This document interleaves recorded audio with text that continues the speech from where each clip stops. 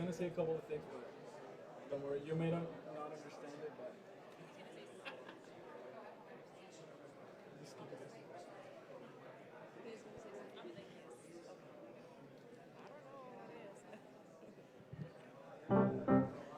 Mire, la que va a tapar el cielo es mañana, ¿verdad?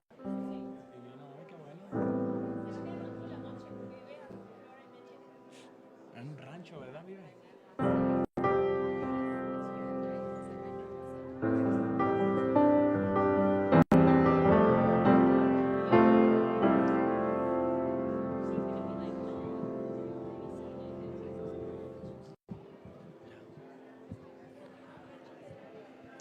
Por favor, si vamos pudiendo tomar nuestros lugares, vamos a comenzar con la siguiente sesión.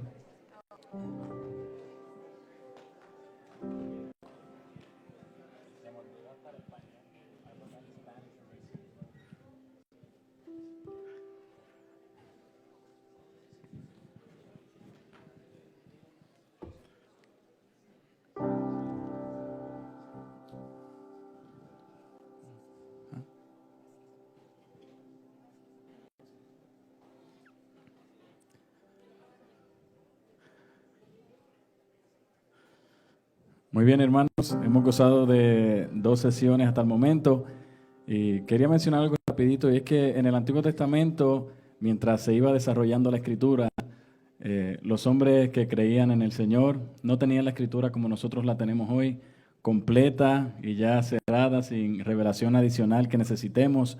Sin embargo, cada uno de ellos podía vivir de una manera que honrara a Dios con la parte de la Escritura o la revelación que ellos tuvieran en ese momento. ¿Cuánto más nosotros en este tiempo, hermanos, que tenemos la revelación de Dios completa? Y no solo tenemos la revelación completa, sino que aún en nuestro propio idioma podemos disfrutar, gracias al Señor, de la Escritura en nuestras manos. Nosotros no necesitamos nada más, como decía el pastor Juan al inicio de la conferencia, no necesitamos integrar otras cosas a Cristo, como hablaba el pastor Will. No necesitamos agregar nada más a la Escritura, como hablaba Hugo. Nosotros tenemos lo suficiente para nosotros ser salvos en el Señor y para andar de una manera que le glorifique y que le honre. Y vamos a seguir aprendiendo de Cristo en la siguiente sesión. Y quiero leer un pasaje de la Escritura, un verso de Salmo 19, 14. Dice el salmista David: sean gratos los dichos de mi boca y la meditación de mi corazón delante de ti, oh Jehová, roca mía y redentor mío. Por favor, pongámonos de pie y cantemos al Señor, nuestro redentor y roca.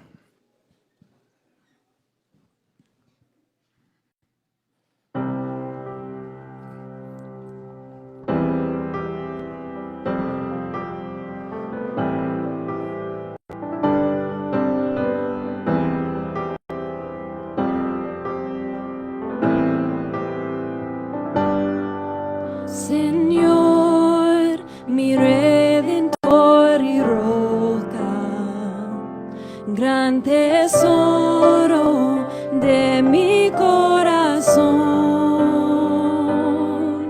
mi Dios, como tú no hay otro, solo en ti hay gozo y salvación. Tu amor más alto que los cielos,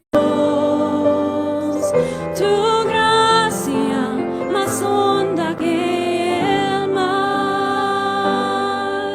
tu ley es mi sabiduría, mi bien mayor y mi necesidad.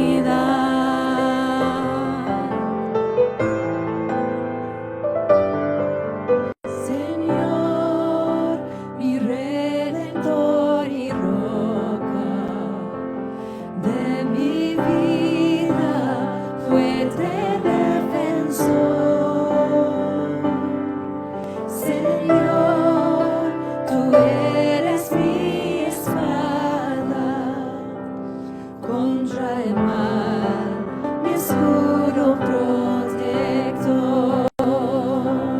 Mi canción se acechen enemigos, esperanza en medio del dolor.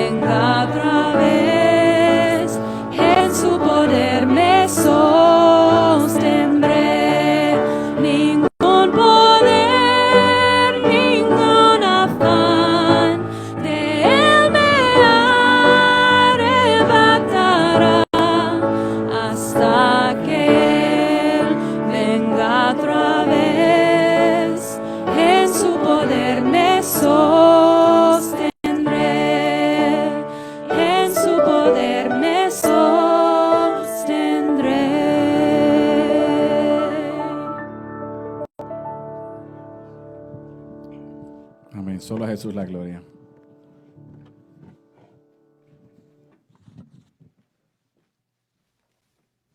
Gracias, hermanos del grupo de alabanza. Pueden sentarse.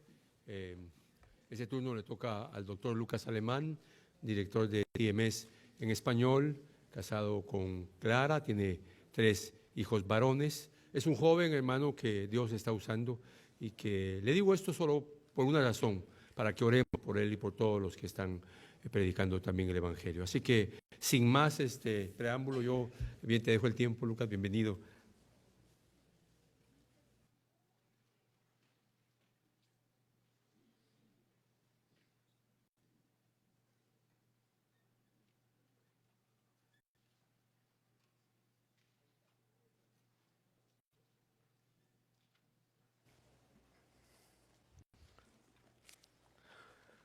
Bueno, para mí es un gusto estar con ustedes esta tarde y poder abrir el libro de Dios y poder concentrar toda nuestra atención a lo que Él tiene para decirnos y enseñarnos esta tarde y durante estos 2 días en los cuales vamos a estar enfocados solamente en Él, solamente en Él. Así que es un gusto, es un privilegio, gracias por la invitación y es lindo poder volver a ver muchos rostros que ya había visto. Algunos que no veía hace mucho tiempo, volver a conectar de nuevo y conocer otras nuevas personas que pasan a ser también ahora conocidos y parte de la familia. Sea cual sea la época en la cual nosotros vivimos, la realidad es que nosotros siempre estamos tentados a contaminar la belleza de Cristo por medio de nuestros propios ídolos. Y Juan Calvino una vez dijo, el gran reformador de Ginebra, que esto se debe a nuestra propia naturaleza humana. En una sección de la institución de la religión cristiana, Calvino comenta y dice lo siguiente, escuchen. Él dice, la naturaleza del hombre es, por así decirlo, un perpetuo taller de ídolos. Y dice, llena como está de orgullo la naturaleza del hombre, llena como está de osadía, esta naturaleza del hombre se atreve a imaginar a un Dios según su propia capacidad. Fin de la cita. Y la realidad es esta, hermanos, que nuestra mente siempre está propensa a caer en el olvido de Dios. Siempre está propensa a oscurecer la belleza de Cristo. Y por esta razón, durante la Reforma Protestante del siglo XVI, los reformadores buscaron la manera de purgar todo lo que arrojara algún tipo de sombra al brillo absoluto, al brillo deslumbrante de Jesús en nuestra salvación. Y en respuesta a la enseñanza de la Iglesia Católica Romana que sostenía y todavía sostiene, como bien dijo Will, que la salvación se obtiene a través de Cristo, pero además hay que obtener y guardar ciertos sacramentos y tradiciones litúrgicas y que en el proceso además hay mediadores fuera de Cristo como María, como escuchábamos en la primera sesión. En respuesta a eso, el protestantismo formuló la frase solus Christus, que en castellano significa solo Cristo. Y en esencia, lo que la enseñanza solus Christus argumenta es que la salvación se encuentra a través de Cristo, solamente, exclusivamente y gracias a su obra de redención en la cruz del Calvario. Es exclusivamente por medio de Jesús que cualquier persona puede ser salva, solo a través de Él. No hay otro camino a Dios fuera de Cristo. Y esta frase vino a convertirse en el punto de unión de todas las demás otras enseñanzas de la Reforma Protestante. Hay 5 frases en latín, entre ellas está solus Christus, y solus Christus vino a constituir la unión. Además tenemos las otras, no sola Escritura que acabamos de oír, sola gratia, sola fide y soli Deo gloria. Pero fue Cristo. Cristo fue lo que le dio la unidad. Cristo fue lo que le da la coherencia al resto de las otras olas. Sin Cristo ninguna de las otras puede existir. Ahora, Solus Christus no es simplemente una enseñanza reformada que quedó en el tiempo, varada en el siglo XVI. No. Esta es una doctrina cristiana fundamental. Fundamental que se aplica incluso a nuestros tiempos. Se aplica a nosotros hoy. Me encantan las palabras del teólogo Michael Reed. Él dice, el centro, la piedra angular, la joya de la corona del cristianismo, no es una idea, no es un sistema, no es una cosa, es Jesucristo. Él es la joya, Él es la piedra, Él es el centro. Esto quiere decir que cuando Lutero, Calvino, Knox, entre otros reformadores, desarrollaron estas frases, estas enseñanzas, no estaban ellos inventando verdades teológicas, sino que estaban recuperando. Estaban regresando a verdades de la Biblia. Nosotros sabemos que la exclusividad de Cristo para la salvación es clara en la Biblia. Es clara en la palabra de Dios. Es solo a través de Jesús que podemos ser salvos. De hecho, si tienen sus Biblias, acompáñenme a Juan capítulo 10.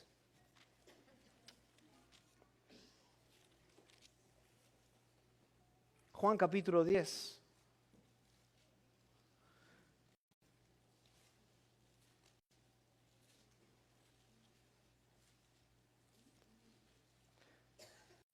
Hermoso pasaje de Juan capítulo 10, donde nuestro Señor mismo, la verdad de Dios hecha carne, dice en el versículo 7, volvió pues Jesús a decirles, escuchen, de cierto os digo, yo soy la puerta de las ovejas. Todos los que antes a mí vinieron, ladrones son y salteadores, pero no los oyeron las ovejas. Yo, de nuevo, soy la puerta. No dice una de las puertas. Yo soy la puerta. El que por mí entrare será salvo. Ninguno que entra escuchando a uno de estos salteadores, ninguno que sigue a alguno de estos ladrones puede entrar al reino de los cielos, sino excepto y únicamente por mí. Nuestro Señor afirma que es solamente a través de Él que podemos ser salvos. No hay otro camino a Dios. La Biblia afirma eso de manera clara. Sin embargo, para muchos hoy en la actualidad, esta doctrina ha quedado fuera de moda. Y según una encuesta realizada en el 2020, escuchen esto, más del 60% de los cristianos en los Estados Unidos con edades entre los 18 y 39 años creen que Buda, Mahoma y Jesús son todos caminos válidos a la salvación. 60%. Más del 30% afirma que Jesús pecó, al igual que otros hombres en la tierra, o que no están del todo seguros que lo haya hecho o no haya cometido ningún pecado. Y para esta encuesta se entrevistaron a más de 3.000 personas en total, que no solo dicen ser cristianos, sino que dicen haber nacido de nuevo, que es increíble. O sea, la situación en la cual estamos viviendo es alarmante, es grave. Y cuando nosotros comparamos estos números con otra encuesta que se realizó en el 2010, es evidente que hubo un declive vertiginoso, arrollador en estos últimos años. En tan solo 10 años, desde el 2010 al 2020, el porcentaje de cristianos que afirmaron la exclusividad de Cristo para la salvación se redujo en un 25%.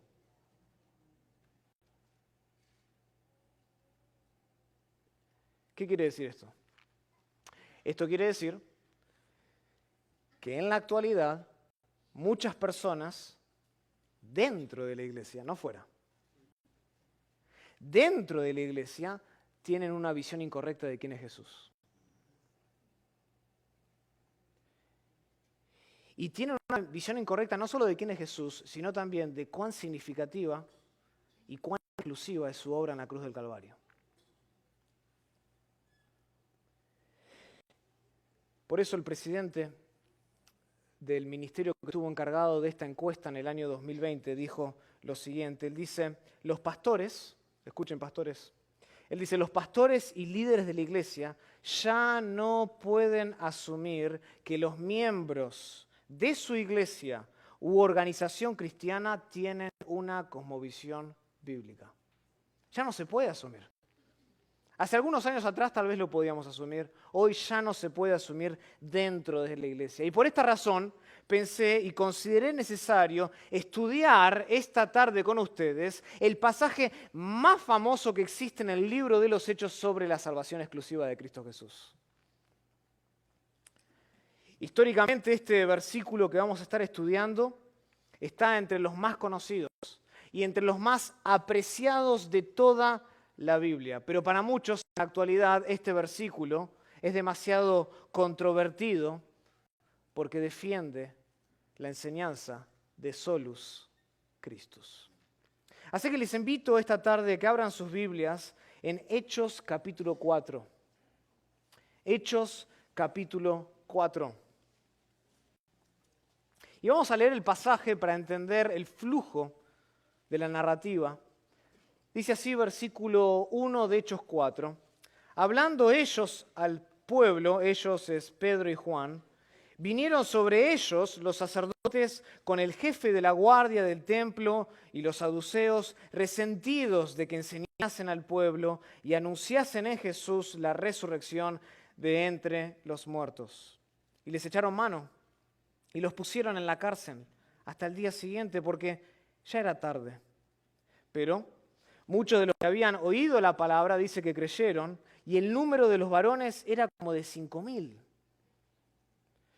Y aconteció al siguiente día que se reunieron en Jerusalén los gobernantes, los ancianos, los escribas y el sumo sacerdote Anás y Caifás y Juan y Alejandro y todos los que eran de la familia de los sumos sacerdotes. Y poniéndolos en medio les preguntaron, ¿con qué potestad o en qué nombre habéis hecho vosotros esto? ¿A qué se refiere esto? Es muy simple. Vayan al capítulo 3. Vamos a ponerlo en perspectiva. Versículo 1 dice que Pedro y Juan sabían juntos, estaban subiendo al templo a la hora novena, la de la oración, y era traído a ellos un hombre cojo de nacimiento, a quien ponían cada día a la puerta del templo que se llama La Hermosa, para que pidiese limosna de los que entraban en el templo. Y cuando vio a Pedro y vio a Juan que iban a entrar en el templo, les rogaba que les diesen limosna. Y Pedro con Juan, fijando en él los ojos, le dijo, míranos. Entonces él les estuvo atento, esperando recibir de ellos algo. Mas Pedro dijo, no tengo plata ni oro, pero lo que tengo te doy. En el nombre de Jesucristo de Nazaret, levántate y anda. Y tomándole por la mano derecha se levantó, y al momento se le afirmaron los pies y tobillos, y saltando se puso de pie y anduvo y entró en ellos o con ellos en el templo, andando y saltando y alabando a Dios. Y vuelvan entonces al capítulo 4, porque ese es el contexto. Vienen los líderes religiosos y le preguntan, versículo 7, reanudamos ahí, ¿con qué potestad? ¿En qué nombre habéis hecho vosotros esto? ¿Habéis curado a este hombre cojo?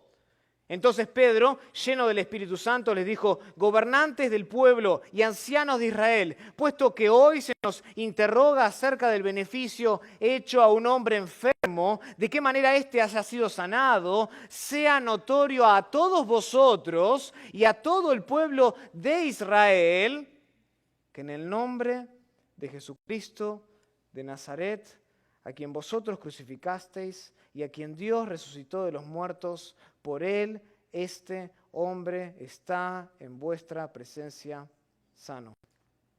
Y este Jesús es la piedra reprobada por vosotros los edificadores, la cual ha venido a ser cabeza del ángulo. Y aquí está el versículo que vamos a estar estudiando.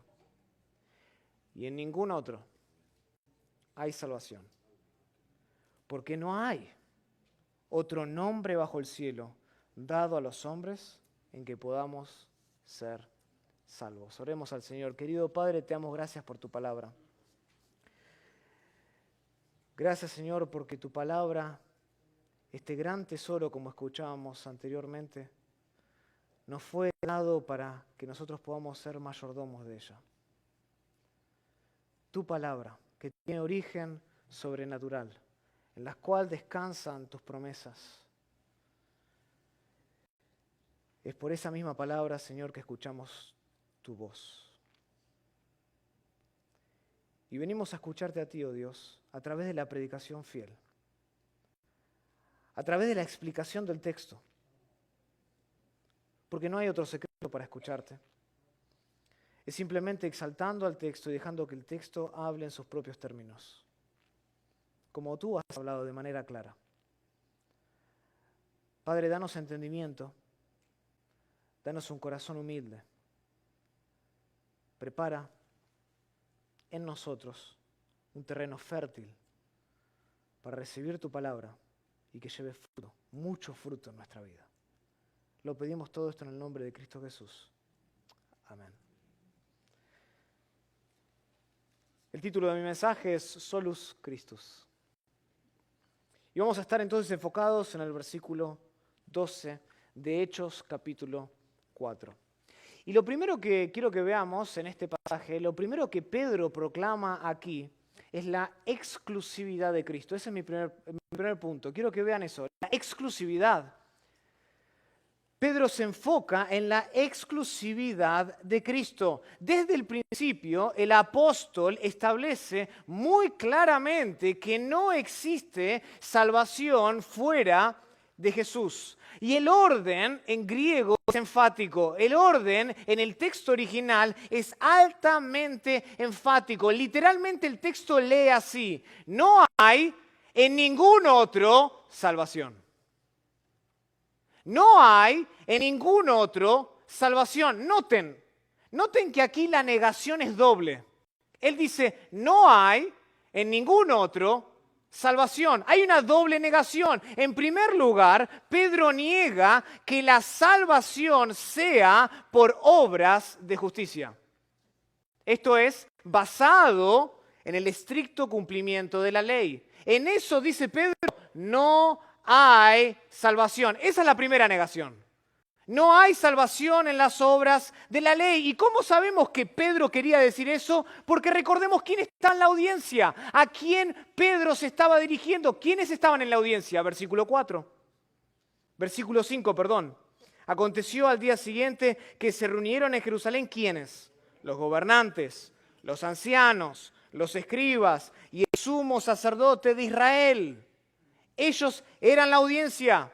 Estas personas tenían un muy alto concepto de la ley de Dios y creían que ellos podrían alcanzar la justicia que Dios demandaba para entrar al reino de los cielos a partir del esfuerzo personal, a partir del estricto cumplimiento de la ley.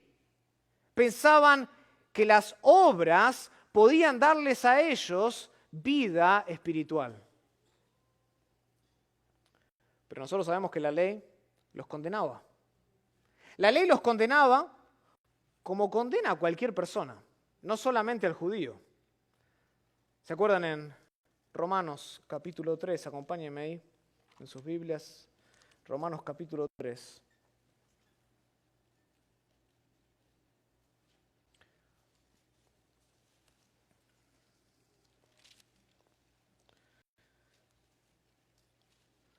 En Romanos capítulo 3, Pablo primero empieza a demostrar la culpabilidad del hombre, del gentil, y lo hace también con el judío. Y noten lo que dice acá en el versículo 19 de Romanos 3. Pero sabemos que todo lo que la ley dice, lo dice a los que están bajo la ley, para que toda boca se cierre y todo, escuchen, todo el mundo quede bajo el juicio de Dios. Que por las obras de la ley ningún ser humano será justificado delante de él, porque por medio de la ley es el conocimiento del ¿qué? Del pecado. Por medio de la ley es el conocimiento del pecado. Entonces, la ley los condenaba realmente a ellos, como nos condena a nosotros, como condena a cualquier hombre. De hecho, el pasaje de Hechos capítulo 4 incluso afirma que el alcance de las palabras de Pedro iba más allá de la audiencia que estaba ahí. Noten, versículo 10. Sea notorio a todos vosotros y a todo el pueblo de Israel. Es decir, Pedro no solo se estaba dirigiendo a ellos, sino que el alcance de sus palabras también iba y alcanzaba a quienes, a todo el pueblo de Israel. Todos, incluyendo a los gentiles, como dice Pablo en Romanos, debían saber y deben saber hoy que no hay salvación a través de las obras de la ley. Tal como señala Pablo, ¿se acuerdan? En Gálatas capítulo 2, versículo 16, cuando dice que el hombre no es justificado por las obras de la ley. Esta es la primera negación que hace Pedro. Pedro niega que la salvación sea por las obras de la ley. Sin embargo, el apóstol también hace otra negación. También niega que la salvación sea aparte de Jesús. Dice, no hay salvación. ¿No hay salvación en qué? En la ley. Y después dice, no hay, yo dije, en el texto original literalmente lee, no hay en ningún otro salvación. O sea, niega la salvación por obras y después niega que la salvación sea aparte de Jesús. Limita la salvación solamente a Cristo. O sea, aunque es cierto que nadie puede alcanzar la salvación por medio del estricto cumplimiento de la ley, nosotros sabemos que el Evangelio reclama más que eso. Reclama más que eso. No podemos nosotros simplemente negar la salvación por obras de justicia. La Biblia además revela que el camino a la salvación le pertenece a una persona y es Cristo Jesús. El Evangelio reclama más. Le pertenece a Cristo y a nadie más. Y esto no es algo que otra vez los reformadores inventaron, sino que es algo que los reformadores recuperaron. Jesús mismo predicó de esto en el Sermón del Monte, Mateo 7, ¿se acuerdan? Mateo 7, versículo 13. Cuando Jesús dice, entrad por la puerta estrecha, porque ancha es la puerta y espacioso el camino que lleva a la perdición, y muchos son los que entran por ella, porque estrecha es la puerta y angosto el camino que lleva a la vida, y pocos son los que la hallan. Pocos son. La puerta es estrecha. Es angosto el camino. O sea, esto significa que el Evangelio de Dios es incompatible con el inclusivismo tan preponderante de nuestros días hoy. Que enseña que la salvación está más allá de Jesús. Eso es lo que enseña el inclusivismo. No lo niega, pero afirma que uno puede alcanzar la salvación más allá de Jesús. Y según esta postura, esta forma de pensar, una persona no necesita creer en Cristo exclusivamente para ser salvo. Y hay que tener cuidado porque el inclusivista afirma, y puede llegar a afirmar incluso, que el cristianismo es la única religión verdadera. Pero el inclusivismo también sugiere que los seguidores de otras religiones, como el budismo, como el islam, e incluso los ateos, pueden salvarse respondiendo a elementos de su religión no cristiana. Increíble. Y sin embargo, ese es el clima en el cual estamos envueltos hoy, el inclusivismo. Pero esto va en contra. Esto va en contra de las palabras de Pedro. Y esto va en contra de las palabras del mismo Señor Jesucristo, que en Juan capítulo 14, ¿se acuerdan? Versículo 6, Él declara, yo soy el camino, yo soy la verdad y yo soy la vida. Nadie viene al Padre sino por mí. O sea, el camino de la salvación es estrecho. El camino de la salvación es exclusivo y le pertenece a Cristo. Decir, hermanos, decir que puede existir otro camino a la salvación es una mentira.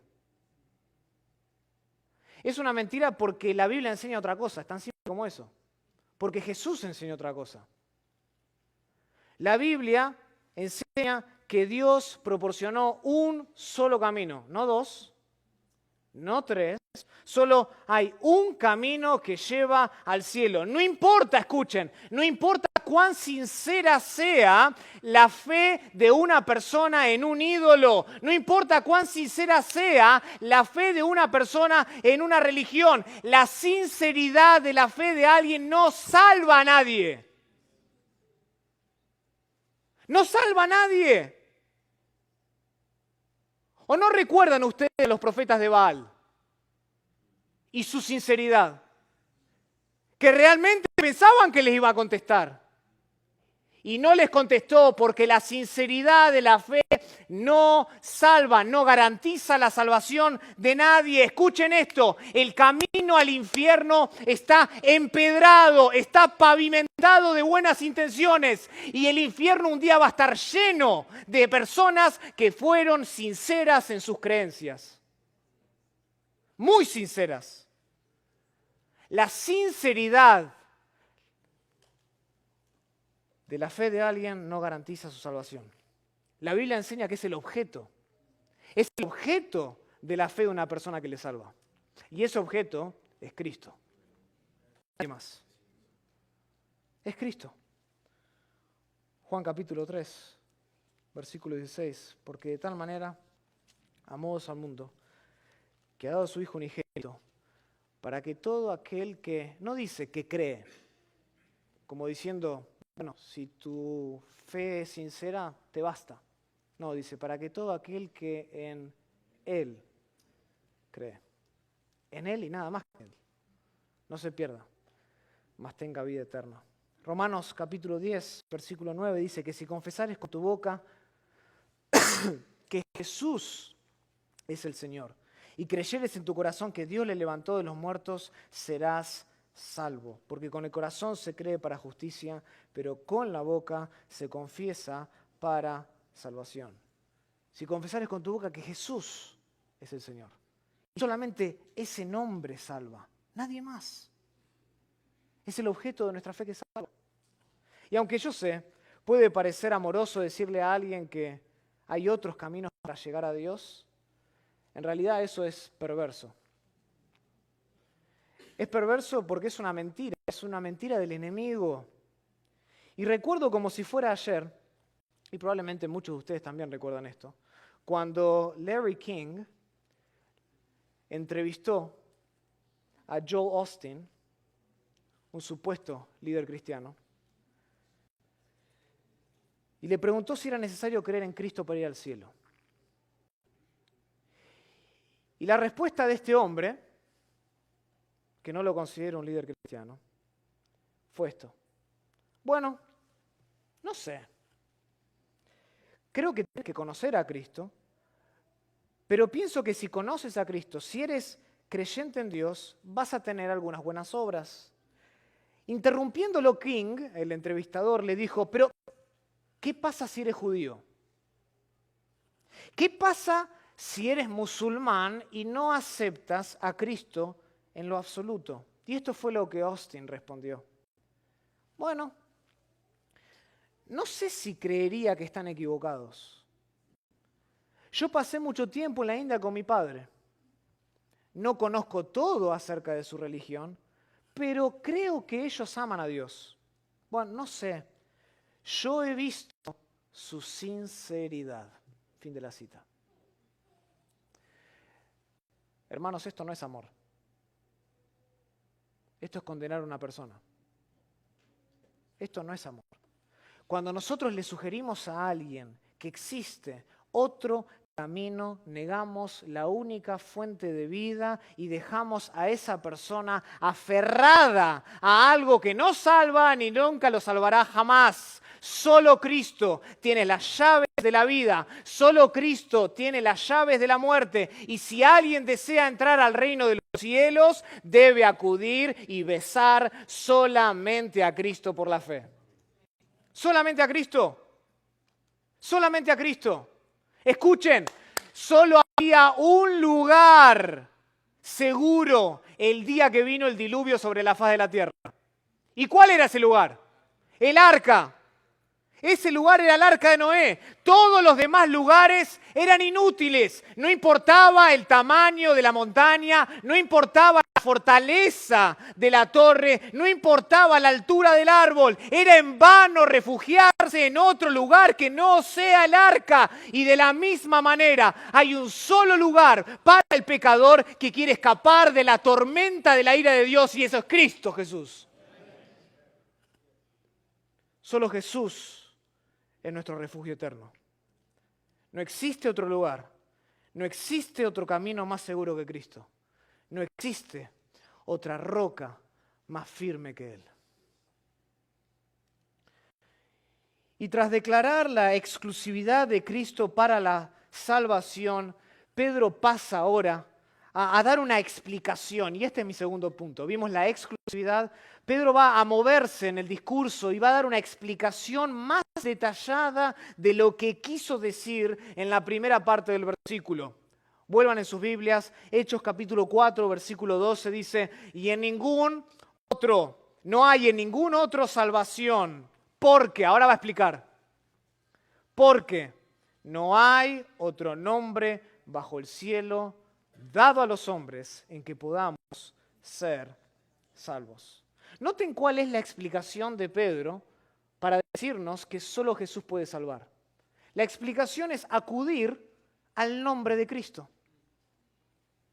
Eso es lo que dice, porque no hay otro nombre. Inmediatamente, ¿qué es lo que hace Pedro? Se nos señala a nosotros que el mismo nombre de Cristo revela, manifiesta, expresa su misión en la tierra. Ahora, en la antigüedad, el nombre no era una simple etiqueta. No era una oportunidad, como veo en algunos contextos de los padres, de ser creativos y de darle un nombre a su hijo que nadie más tenga. No. No era una simple etiqueta, no era una oportunidad para ser creativos. En la antigüedad, el nombre era parte de la personalidad que lo llevaba. El nombre era equivalente a la persona, en que describía la plenitud de su ser. Y en el caso de Cristo, su nombre fue anunciado antes de su nacimiento. Y ese nombre expresó su misión redentora. ¿Se acuerdan en Mateo? Mateo capítulo 1.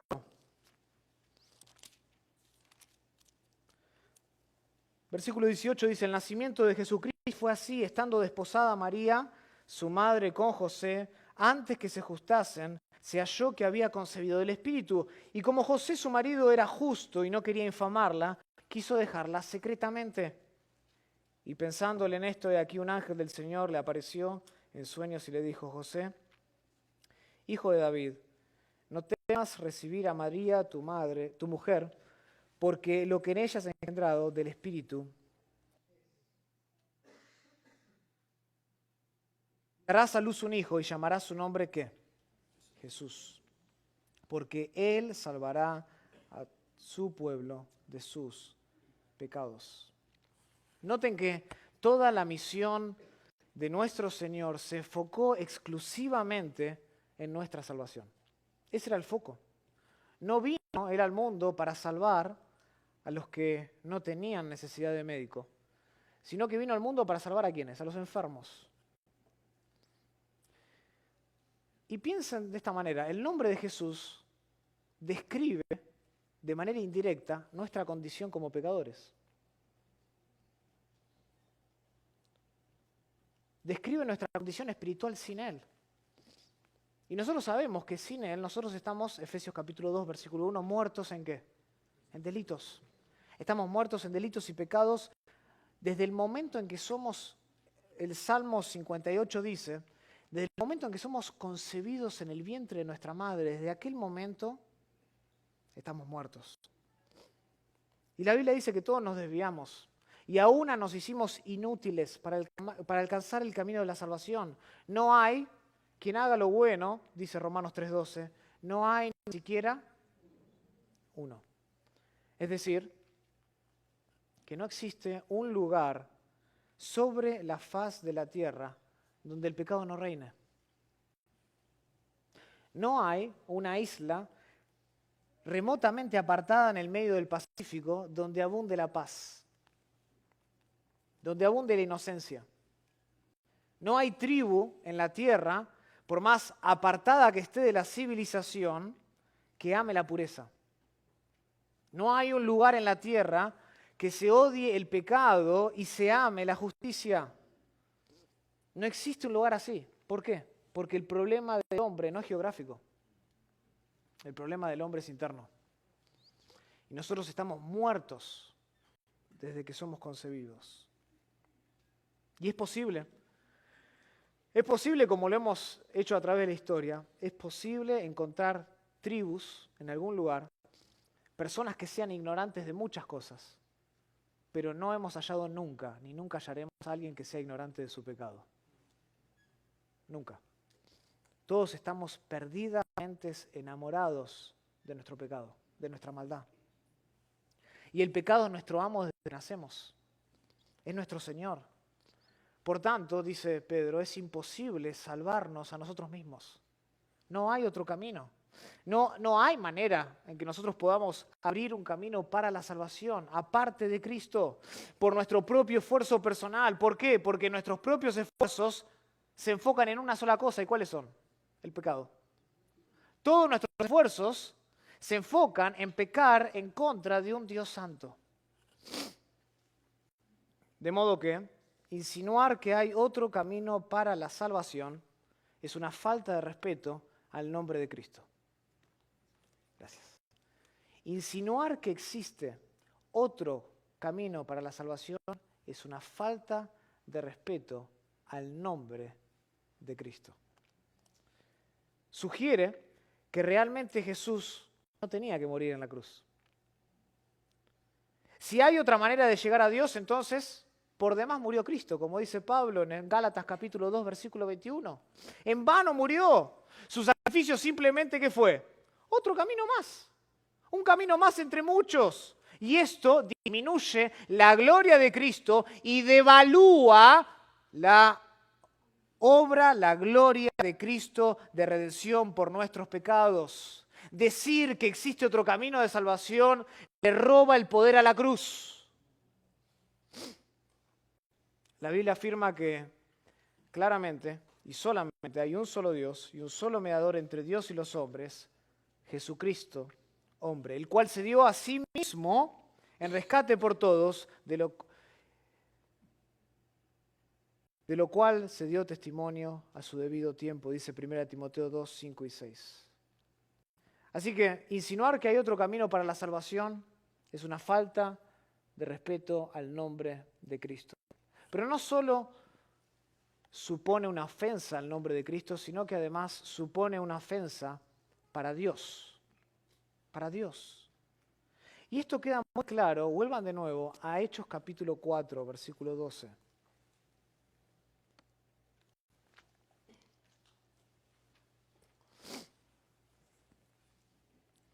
Noten la explicación que da Pedro. Dice, no hay en ninguna otra salvación, porque no hay otro nombre bajo el cielo, noten lo que dice después, dado a los hombres. Y la pregunta es, ¿por quién le fue dado el nombre a Cristo? Dice dado, no que lo escogió, dado a él. ¿Por quién fue dado? La respuesta es, por el propio Dios. Por el propio Dios. Esto significa lo siguiente, hermanos, que la misión de Cristo por venir a la tierra, buscar y salvar a lo que se había perdido, tuvo su origen en el cielo, no en la tierra. Así como la palabra de Dios tiene su origen sobrenaturalmente en el cielo, la misión de Cristo tuvo su origen en el cielo, no en la tierra. Fue el plan de Dios. La cruz, hermanos, no es el resultado del intelecto humano. La cruz no es el resultado del ingenio creativo del hombre que está en búsqueda de una experiencia religiosa superficial con Dios. La salvación, dice 2 Corintios 5:18, proviene de Dios. Le pertenece a Él, solamente a Él. Es el plan divino. Entonces, no solo es una falta de respeto al nombre de Cristo, sino que además es una afrenta contra Dios decir que hay otro camino diferente al establecido en la Biblia. Jesús, y solo Jesús puede salvar, ¿saben por qué? Porque así lo determinó Dios. Así lo quiso Dios. O sea, Dios es el diseñador, Dios es el dueño y Dios es el determinador de nuestra salvación. Entonces, ¿cómo vamos a tener nosotros la osadía de ir en contra del plan de Dios y proponer que hay otro camino al cielo? Pablo lo expresa así, ¿se acuerdan? En Gálatas capítulo 1, versículo 8. Mas si aún nosotros, o un ángel del cielo, os anunciare otro evangelio diferente del que hemos anunciado, y podríamos agregar, y que ha sido establecido por Dios, sea anatema. Sea entregado a las llamas del fuego del abismo, del infierno. El único, escuchen, el único evangelio que salva es el evangelio de Dios. Todos los demás evangelios condenan porque no tienen a Cristo como su Salvador exclusivo y excluyente. Jesús es el único nombre con autoridad bajo el cielo para salvar. No hay otro. Y en esto, hermanos, no hay espacio para la neutralidad. En esto, hermanos, no hay ningún tipo de lugar para la indiferencia y mucho menos para ser pasivos. En un mundo religioso como el que estamos, con un inclusivismo arrollador, la tolerancia no es una opción. La tolerancia no es amor. Es Jesús o nada. ¿Es tu sistema religioso o es la cruz? Pero no puedes tener ambas. No hay un camino intermedio para la salvación aparte de Cristo. Y si nuestra oferta de salvación es más amplia que el camino que Dios ha establecido desde el principio, no es una oferta de salvación, es una sentencia de muerte. Es una sentencia de muerte. Me encantan las palabras del obispo J.C. Ryle. Él dijo lo siguiente, escuchen, el amor indiscriminado no es amor en absoluto. Y la aprobación indiscriminada en todas las opiniones religiosas es solo un nuevo nombre para la infidelidad.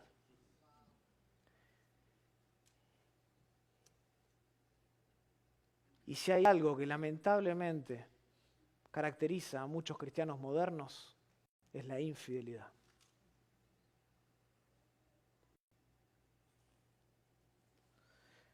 Que viven sus vidas aprobando que hay otros caminos al cielo.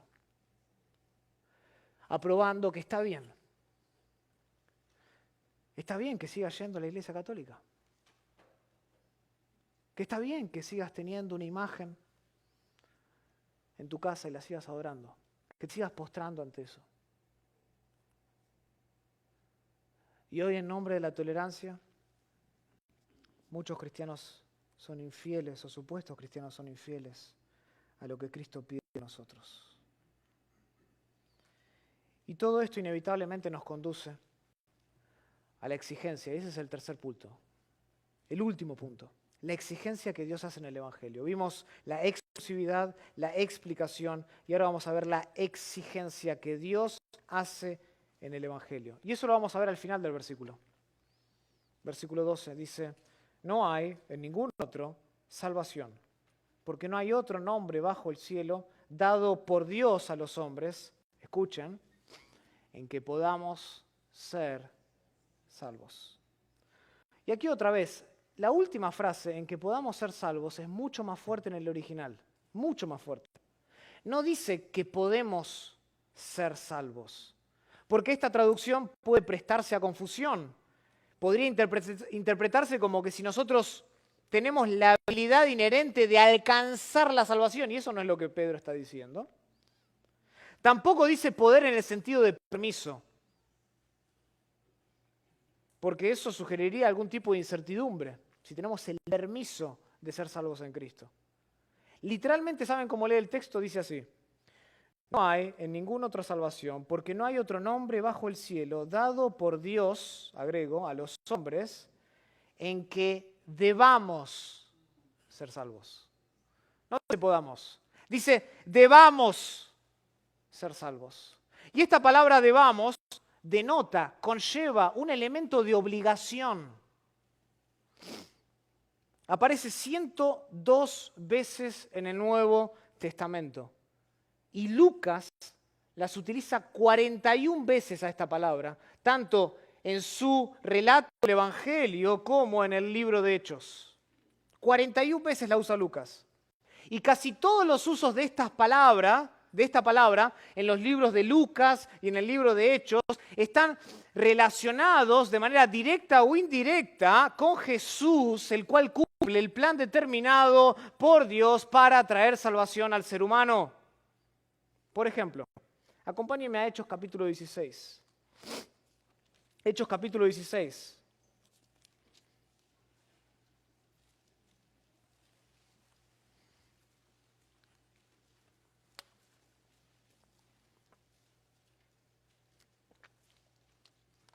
Hechos capítulo 16, noten el versículo 26. Dice que entonces sobrevino de repente un gran terremoto, ¿se acuerdan? Acá Pablo y Silas estaban en la cárcel, de tal manera que los cimientos de la cárcel se sacudían y al instante se abrieron todas las puertas y las cadenas de todos se soltaron. Despertando entonces el carcelero y viendo abiertas las puertas de la cárcel, sacó la espada y se iba a matar, pensando que los presos habían huido. Mas Pablo clamó a gran voz diciendo, no te hagas ningún mal, pues todos estamos aquí. Él entonces, pidiendo luz, se precipitó adentro y temblando se postró a los pies de Pablo y de Silas y sacándolos les dijo, señores, escuchen, que debo, ahí está la palabra que se usa en Hechos capítulo 4, versículo 12, ¿qué debo hacer para ser salvo? ¿Qué tengo que hacer para ser salvo? Y ellos dijeron, cree en el Señor Jesucristo y serás salvo tú y tu casa. Entonces, en Hechos capítulo 4, versículo 12, la palabra debamos expresa, no permiso, sino que expresa la obligación, la necesidad establecida por Dios mismo para la salvación. Y dado que la salvación solo es posible por medio de Jesús, esta parte del versículo afirma que nosotros tenemos como seres humanos la necesidad de buscarla solamente en Jesús y nadie más. Estamos obligados a buscarla solamente en Él. No es solo inútil tratar de abrir un camino diferente para la salvación a través de las obras, sino que dice acá Pedro, es incoherente con el plan de Dios. Es incoherente. Todo hombre está bajo la obligación moral de responder al llamado de creer en Jesús y de ese modo alcanzar la salvación. Todo hombre. Nadie, por más santo que se crea, tiene ninguna posibilidad de alcanzar la salvación si no responde al llamado exclusivo de Cristo. Nadie. El Evangelio exige una respuesta. El Evangelio demanda una respuesta. Y esa respuesta es invocar el nombre de Cristo por la fe. Invocar su nombre. Hay salvación de parte de Dios solamente para aquellos que se vuelven a Cristo de sus pecados y lo hacen a través de la fe. Pablo lo dice así en Efesios capítulo 2, versículo 8, porque por gracia sois salvos por medio de la fe. Y esto no de vosotros, pues es don de Dios, no por obras, para que nadie se gloríe. Esa es la exigencia que Dios hace en el Evangelio, que el hombre tiene que responder. Está bajo obligación divina y moral de responder al llamado. Sin embargo, escuchen esto, la exigencia de Dios no termina cuando nosotros respondemos al llamado de la salvación. La exigencia no se termina cuando nosotros respondemos al llamado de la salvación, sino que toda nuestra vida cristiana debe estar caracterizada de principio a fin por una devoción exclusiva a Jesús y a nadie más. Y Pablo habla de esto cuando se dirige a la iglesia en Corinto. Acompáñenme en sus Biblias a 2 de Corintios capítulo 11. Escuchen esto. 2 de Corintios capítulo 11, versículo 3. Y escuchen las palabras de Pablo. Dice, pero temo que como la serpiente. Él se estaba dirigiendo a la iglesia, Pero temo que como la serpiente con su astucia engañó a Eva, vuestros sentidos sean de alguna manera extraviados de la sincera fidelidad a Cristo. Pablo aquí se está dirigiendo a la iglesia en Corinto. ¿Y saben cuál era su mayor preocupación? Su mayor preocupación era que los pensamientos de aquellas personas que estaban en la iglesia sean de alguna manera extraviados. Hermanos, esto indica que nuestra mente se puede echar a perder de la misma manera que la leche abierta se nos echa a perder cuando lo dejamos fuera de la nevera. Espiritualmente hablando, nuestra mente se puede echar a perder. Y en el original, aquí la última frase dice, vuestros pensamientos, vuestros sentidos sean de alguna manera extraviados de la sincera fidelidad. En el original, esa frase, la sincera fidelidad, en realidad es una sola palabra que puede traducirse, ¿saben cómo? Como sencillez. Que vuestros pensamientos sean extraviados de la sencillez de Cristo. Hermanos, hay una sencillez del Evangelio que nosotros debemos proteger a toda costa en nuestra mente si hemos respondido favorablemente al mensaje de salvación. Escuchen, la integridad del Evangelio se hace o se deshace en la exclusividad de Cristo. Hay una sencillez del Evangelio, ¿es Cristo o es nada?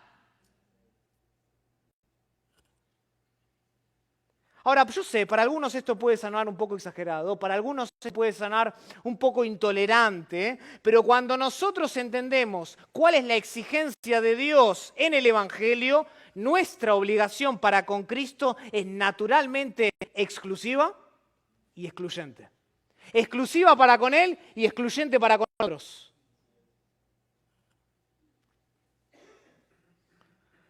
Pero así todo, Pablo tenía un temor. Y el temor es que nuestra mente, nuestros pensamientos se echen a perder. Porque a pesar de que nosotros podemos responder favorablemente a un llamado del Evangelio, el problema, dice Pablo, es que nosotros podemos ser engañados. Como la mujer fue engañada con la astucia de la serpiente, dice. Nosotros podemos ser engañados. Y por esta razón Pablo suena la voz de alarma en la iglesia en Corinto, prende todas las luces, porque el apóstol otra vez sabía que siempre existe la posibilidad de abandonar a Cristo, aún cuando nos identificamos a una iglesia local. Siempre existe la posibilidad de serle infiel a Cristo y darle la espalda. Escuchen, no porque alguien respondió favorablemente al mensaje de la salvación significa que esa persona sea verdaderamente salva. La parábola del sembrador nos recuerda que hay personas que escuchan el Evangelio y hay personas que tienen una experiencia superficial religiosa, es decir, que responden favorablemente al Evangelio, pero que todavía están muertos en sus delitos y pecados. Mateo 13, me encanta esta parábola.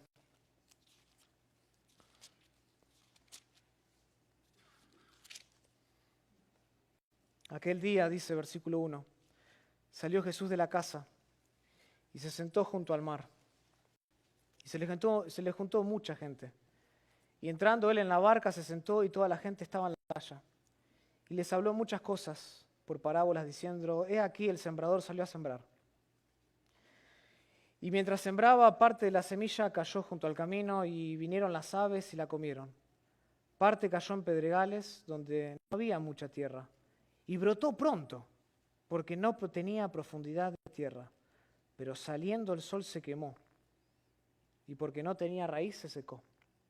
Y parte cayó entre espinos, y los espinos crecieron y la ahogaron, pero parte cayó en buena tierra y dio fruto, cual a 100, cual a 60 y cual a 30 por uno. El que tenga oídos para oír, oiga. Y me encanta porque esta es una de las pocas parábolas que después Jesús explica lo que quiso decir. Versículo 18 dice, oíd pues vosotros la parábola del sembrador. Cuando alguno oye la palabra del reino y no la entiende, viene el malo, ¿y qué hace? Arrebata lo que fue sembrado en su corazón. Este es el que fue sembrado junto al camino, el que no responde. Y el que fue sembrado en pedregales, este es el que, escuchen, oye la palabra y al momento la recibe con gozo, responde favorablemente, pero no tiene raíz en sí, sino que es de corta duración, pues al venir la aflicción, al venir la persecución por causa de la palabra, luego tropieza. Y el que fue sembrado entre espinos, este es el que oye la palabra también, pero el afán de este siglo y el engaño de las riquezas ahogan la palabra y se hace infructuosa. Mas el que fue sembrado en buena tierra, este es el que oye y entiende la palabra y da fruto y produce a 100, a 60 y a 30 por uno. La parábola del sembrador nos recuerda que hay muchos que pueden responder favorablemente, tener una especie de experiencia religiosa superficial cuando escuchan el Evangelio de Dios y sin embargo todavía están muertos. De modo que nosotros siempre tenemos que estar alertas. Siempre tenemos que estar alertas de no arruinar la sencillez del Evangelio que hemos recibido por gracia. Y hay dos maneras en las cuales nosotros podemos estropear nuestros pensamientos de la sincera fidelidad a Cristo. Y primeramente nosotros podemos extraviarnos, ¿saben cómo? Por medio de la sustitución. Nosotros podemos extraviarnos por medio de la sustitución. Cuando nosotros, escuchen, apartamos nuestros pensamientos del gran objeto de nuestra fe, es decir, de Cristo, y lo sustituimos por otro, llámese iglesia, llámese el bautismo, pastores, llámese el ministerio, la confesión de fe, lo que quieran llamar.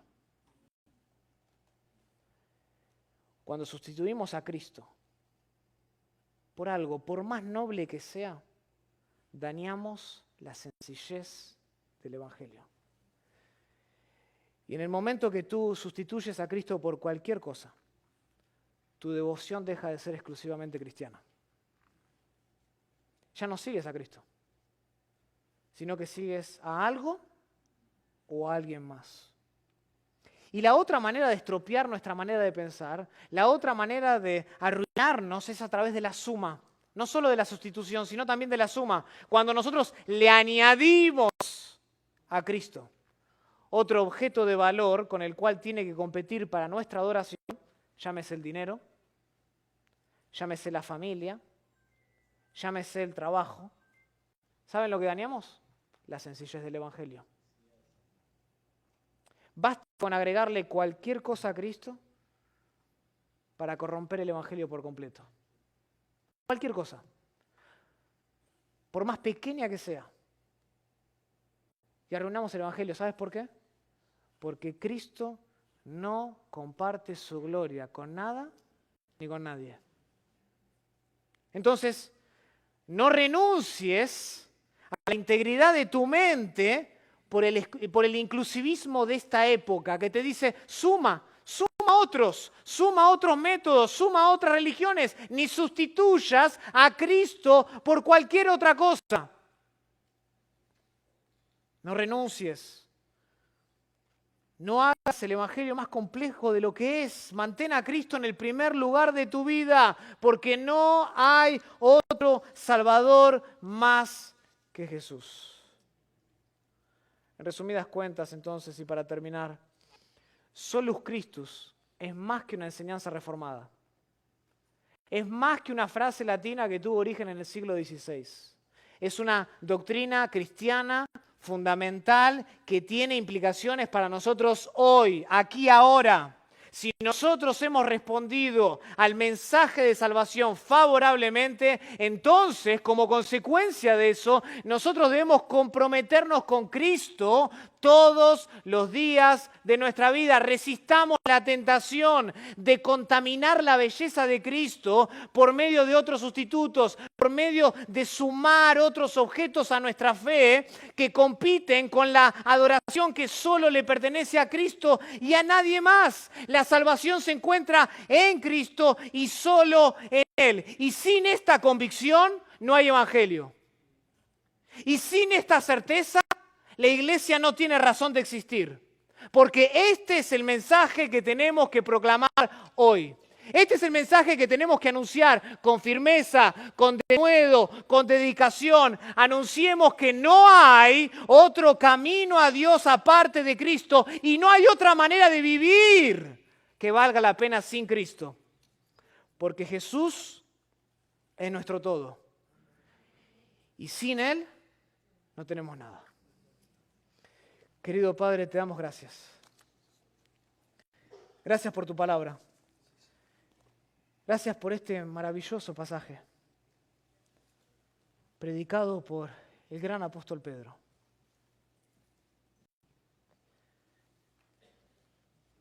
Que nos recuerda de la exclusividad que tiene Cristo para nuestra salvación y para nuestra manera de vivir.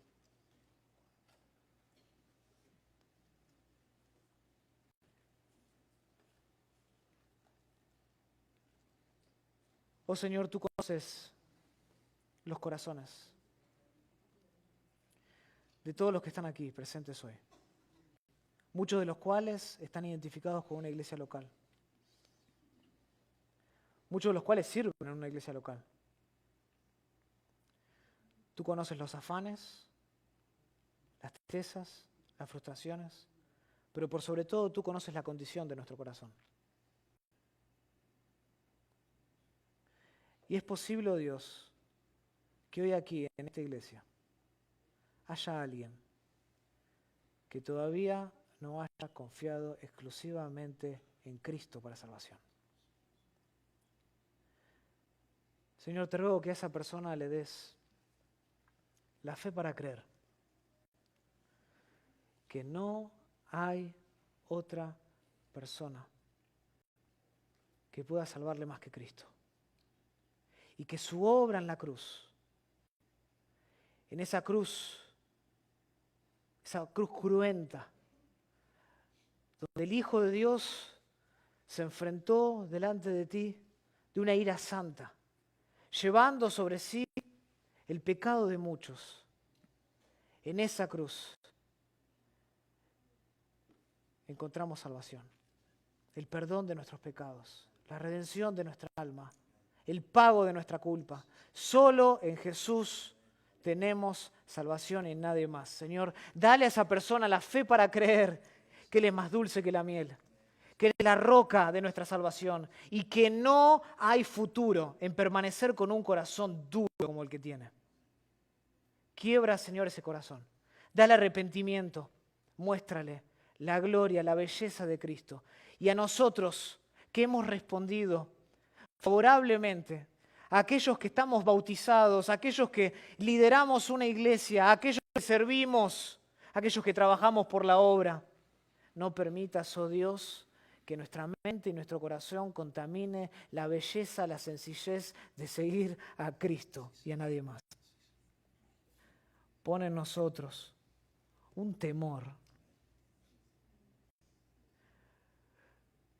por caer en el olvido algún día y darle la espalda a aquel que estuvo dispuesto a dejar su trono de gloria para tomar el trago de la ira amarga de Dios y salvar a pecadores ingratos como nosotros. Permítenos vivir vidas completamente rendidas a Él. Que Cristo no tenga que competir con nada ni con nadie por nuestra adoración,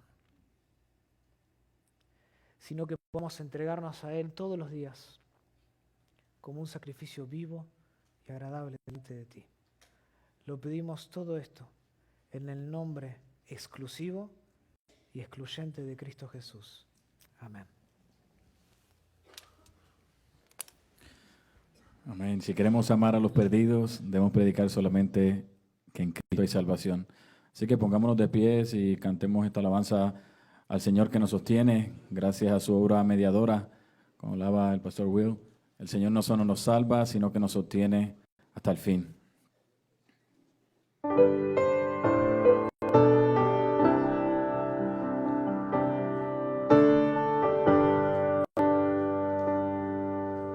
Si mi fe ha de caer, Él me sostendrá. En la tentación yo sé, Él me sostendrá. No podría estar de pie en la oscuridad, pues mi amor muy frágil es, Él me sostendrá. Él me sostendrá. Él me sostendrá, pues me ama el Salvador. Él me sostendrá. Él se goza en quien salvó.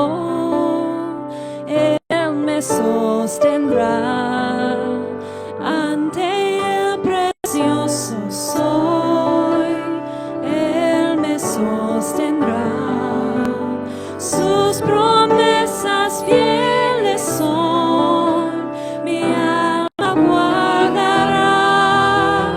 Alto precio Él pagó. Él me sostendrá. Él me sostendrá. Él me sostendrá, pues me ama el Salvador. Él me sostendrá.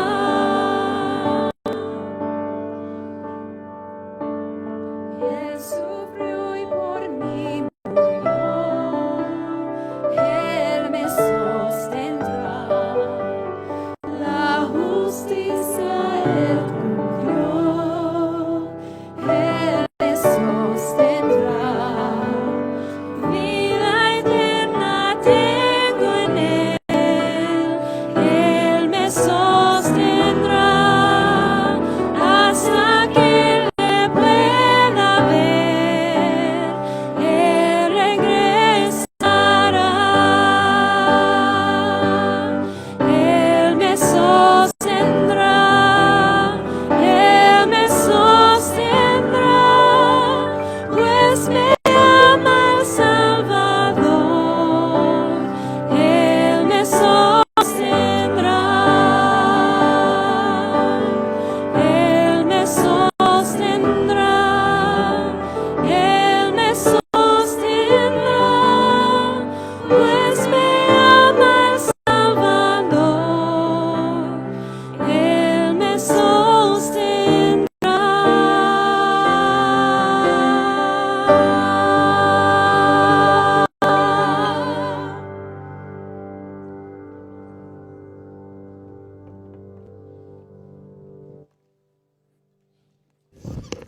Solus Christus.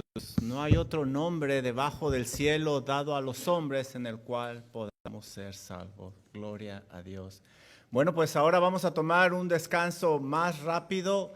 Ya está el food truck allá afuera. Si usted pagó por adelantado, va a haber una fila. Si usted necesita comprar su alimento, va a haber otra fila. Van a ser 2 filas. ¿Qué les parece si regresamos a las 7 para que tomen un buen descanso? Y también voy a darles rápidamente los nombres de los siguientes ganadores. Solo pasen ahí a la mesa de Lifeway. Amelia Domínguez, Yolanda Alejandro, Abraham Yanopoulos, Marta Romero y Kaylee Vázquez pueden pasar a la estación por su regalo. Nos vemos aquí en 40 minutos. Que el Señor les bendiga.